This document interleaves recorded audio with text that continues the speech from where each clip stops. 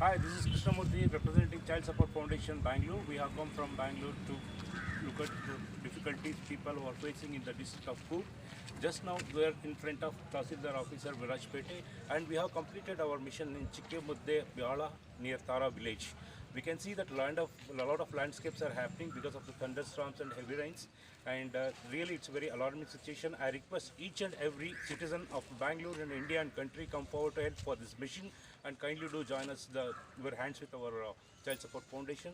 I thank you all our donors for this wonderful event to be associated, and it is very successful, and we pray God that this kind of a situation should never ever come to anyone in the world.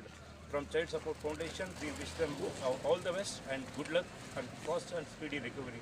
And in the meantime, last but not the least, I would like to thank our local friend, one Mr. Niran Gupta, Avinash and Harish. These are the people who have helped us to identify the real crisis people who are suffering from the landsliding. I could hear that there are 12 people are vanished and still no bodies are not found. So please do contact their number I have given in my website.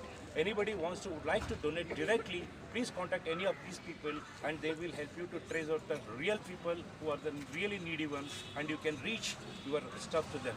Thank you very much. Thank you very much.